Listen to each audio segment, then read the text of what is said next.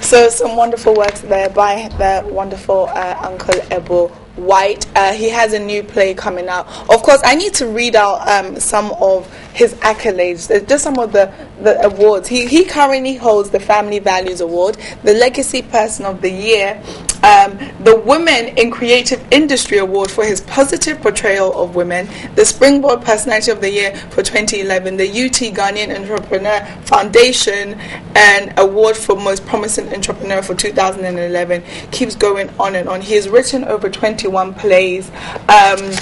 Is this all 21 or is there more? 24. 24. 24 in 6 years. 24 in 6 years. Definitely, a legend when it comes to the arts in Ghana. And he joins me now, Uncle Ebo Whyte. Good morning. Good morning. Good to see you. Good to see you. We'll talk about your new play very soon, the Games Men play. So it's been running now since last week. Last weekend, yes. And this week. This weekend, yes. Okay, perfect. All right, so let's get a bit into you at the moment. So you were recently awarded Ghana's 24th most influential? 28th. Yeah. Should have been like in the top 10. But how does that make you feel? Humbled. To be put on that list? No, humbled. I didn't expect that. The first time I was told that I had even made the list, I told the person he was lying, that it couldn't be the case. But humbled, because you see, I'm sure that all the people who made the top 100, none of them set out to make a list. Every one of us is doing just what we've been called to do, and it's always gratifying to realize that others have appreciated what you're doing and like it, and then you've made an impact. It's always humbling. Wonderful. Would you say that creatively you've, in terms of your plays and the works you've done, do you feel like you've tackled every issue you want to tackle? Oh no, not in the least. Mm-hmm. For instance, I haven't written a play based on New Day. The presenters and the people who come through here, the camera guys and the camera guys are very interesting personalities. Amazing. And then the back room that goes the people at the back room. So no, we haven't scratched the surface. But you've tackled so many issues, and I think most of the plays that you do always kind of touch at the helm of our society. Yes, they do. When you're writing a play, what's usually your first step? Is it like, okay, I'm going to take this topic, or is it I'm going to choose characters? Where does it come from? Is it based on also real people that you know and real experiences? I'm concerned about a story. I just want to tell an interesting story. Just that. A story that makes sense. I do not even think at that point whether it has a theme or not. No. But what I've realized is that you tell a good story, the theme would emerge from that. Because if you told a good story, you've given us a slice of life. Then out of that would emerge the issues and the themes. So I would rather tell a good story. I would chase a character. So an idea of a character comes up, and I'll chase that character and see where would this character lead me to. Before I worry about the technical aspects, could this even be put on stage or not? Those things come much later. Okay. Well, for you, what sort of training did you receive? We're talking about career counseling earlier on in the show. What sort of training did you receive to bring you to where you are, or was it all just a fluke? No, not just a fluke. I think that pardon me. I went to the University of Hard Knocks, and I think from that university I got a master's degree because I wrote and produced my first play in 1975. Wow. So it came from all those years of experimenting, of trying it. But I augmented that by also submitting myself to mentorship of those who were already doing it. Some of them knew that I was watching them. Some of them I just followed their works. I would come and watch your production. and try to answer, what did he do right? What did he do wrong? How can I take from this? And then I enrolled as a member of the then British Library and read every book they had on theatre. Wow.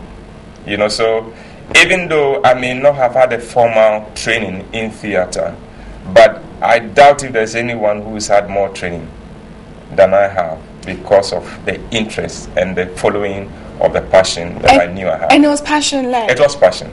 So I guess then the question is, being a playwright, can it be studied to be a playwright, or is it something that it can? Because I know when it comes to the creative, most people feel you don't necessarily have to go through a school, let's say university. You went into a library and read all the books. I'm sure there's people who have done courses who've never read all the books. So then, can you learn? You have to study it, or can you just pick it up and just follow it, passion based?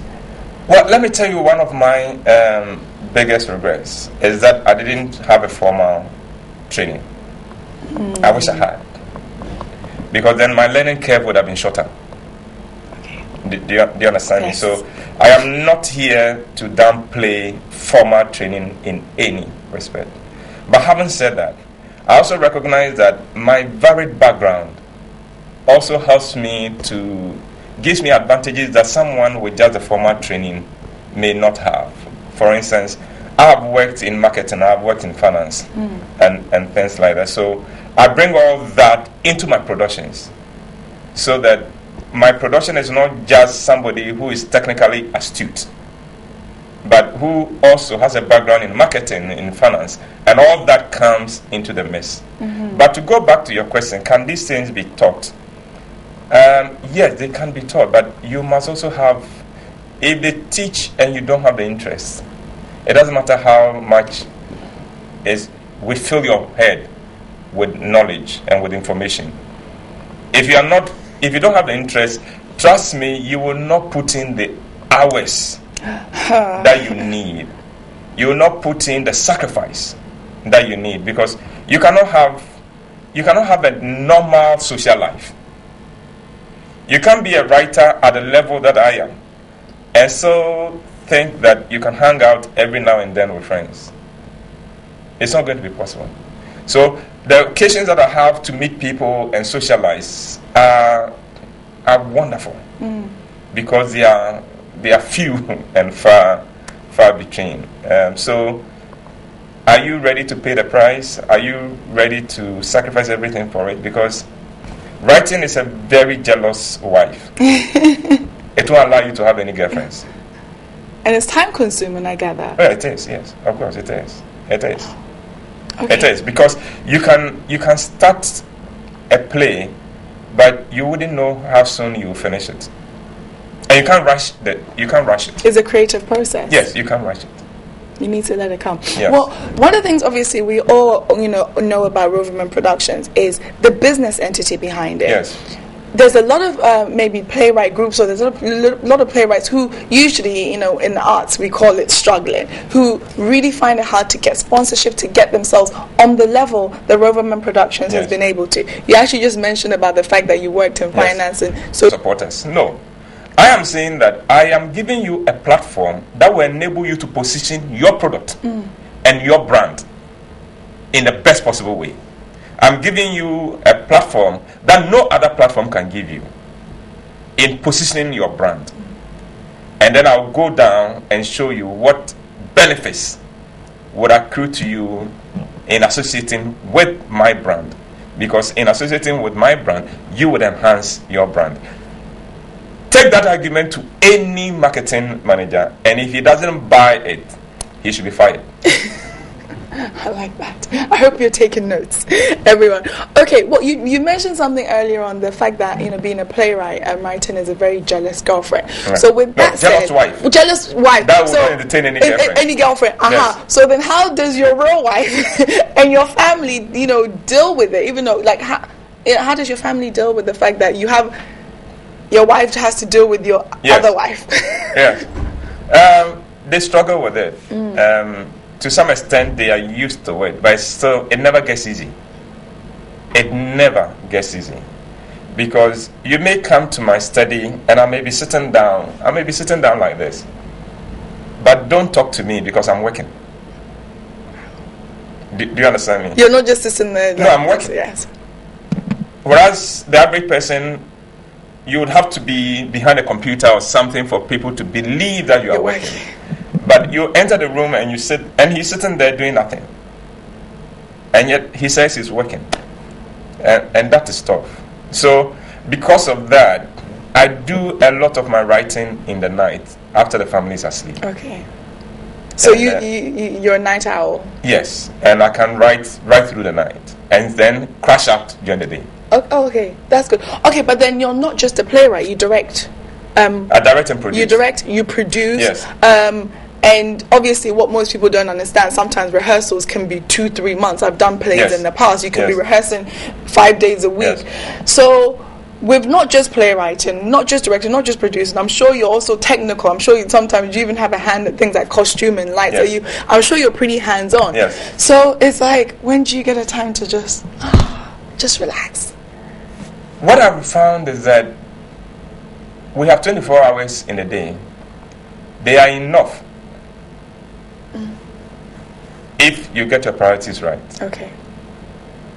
Many of us will say that, I don't have enough time. What you mean is that you are not focused. You are not disciplined. Or is it just an excuse? It's just an excuse. You are not disciplined. You are not focused. Or you haven't found what you are interested in. Because we all find time for the things we need to do and we want to do.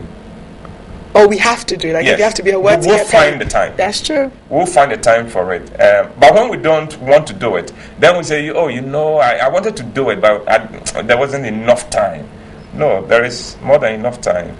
Just focus. Just get your priorities right, and you will discover you have quite a lot of time. Okay, because we waste a lot of time in Ghana. We waste. That's a whole topic on its own. We do. We waste a lot of time. So I would always have something to write with. So if I came to see you and said, give me 5 minutes, you'll come back 5 minutes and I'm working. I'm not just sitting down watching people go past. I'm working. All right. If I'm watching a show and it's not New Day from which I can learn something, I'm asking myself, what is the benefit of this thing? You want to get something from it. Yeah. Otherwise, I'm not investing the time. But a lot of people will just sit down behind the TV, almost as if they've been sentenced. Oh yeah. And no. So making your time worthwhile. Yeah. All right. Well, you were recently featured on CNN. Congratulations on that. Thank you. Which is really great. The fact that while you are one of Ghana's true, I guess I'll say, legends in what you do. In that interview, you highlighted the fact that each play cost about 50,000 to put on. 75,000. 75. So about 50,000. Okay. If when you translate it to dollars. In dollars. About $35,000 to $45,000. Okay. That's quite a lot of money. It is. Or even if we want to, with the dollar rate right now, we don't want to go there. But if you want to kind of take it there, that's really expensive. Yes, it is. How do you even find the finance to do it? Does sponsorship always cover it each time? Most of it, yes. We make sure it does. We go out there and we knock on doors. We knock on doors. We try that whenever a brand comes on the platform, that it can go away with benefits, so that going back becomes a bit easier. We don't do matricule, which is you come on and then you go away and you are sorry that you came back. No, and we have quite a high rate of repeat sponsorships, because they know we value them. They know we deliver on the promises we make, and they also know that we will not disgrace you. For instance, if a brand like TV3 came to associate with your show and you were poorly organized, so much so that patrons were complaining, it reflects badly on TV3. The next time you go to TV3, they wouldn't want to take a look at you. So make sure you deliver on the things you say you deliver, and make sure you protect the brands that are associated with your platform. Okay. And that I do very, very strongly. So Thank God that somehow or the other we are able to make ends meet. The interesting thing, having talked about that, are the people who come to they don't enter the hall. Oh. They stand outside. Look at the number of cars. Look at the number of people going in. Then they go, hey, Papa, when you go. Let's see. Look, let's say that National Theatre takes even 1,000. How much is he charging? He's charging 50. Wow, the man is made money. But you're paying a lot of money as well. Yeah. So Okay. I tell them, then if I've made that money, you to come do one. And then say, oh, we're almost out of time even on the show. Games Men Play it opened at the National Theatre last week. But this Saturday and Sunday. Will it be the final showing? 4 o'clock and 8 o'clock. And why Games Men Play? Well, if I told you, you have to give me 50 cedis, which is a gate fee, because then I would have told you. Okay, I'm going to go and see that. I'm going to urge everyone to go and see. I mean, your plays are like an event. People, yes, they are. You know Tyler Perry started out doing plays and then he turned them into movies. My last question to you is, are you going to start, turning some of your wonderful works into movies? Watch this space. Woo woo! Okay, that's actually, I think I'm actually looking forward to it, because Tyler Perry started out like that. He's one of my mentors. He's one of the inspirations I had. Well, you're so many other people's mentors. So thank you very much. So Games Men Play this weekend. This weekend. Yes. All right. People want tickets. So how can they get tickets? Oh, go to Joy FM. Go to Airport Shell. Go to Bachona Total. Or if you are Tema, Community 11 Shell. And all these places. Okay, I've been told that. Or come to the gate. Yeah, you can come to the gate. I've actually been told by my director that there are people who are calling TV3 now asking for tickets. So maybe you should have tickets at TV3. All right, okay, we will. And the last thing, there are people who have never come to watch any of my plays, but they comment on them. Stop commenting and buy a ticket and come. And support. Yes. Support. Then, if you don't like it, I'll refund your money to you. Okay. But don't sit back and say you're not interested in theater. You don't even know what it is. Come. Okay, we're out of time. One of the things I have to say is I realize you're wearing a Kofi Ansah shirt. Yes, one of my he was a friend of mine, and I know today we see him off. His death diminished me, as the death of any creative person, as the death of Maya Angelou and all those people. I pray for his family, that they will be comforted and consoled in this time. But they must take pride in the fact that Kofi was a gift to all of us, a gift to Ghana, a gift to the fashion industry, a gift to the creative industry in Ghana. May his wonderful soul rest in peace. All right, brilliant. Thank you.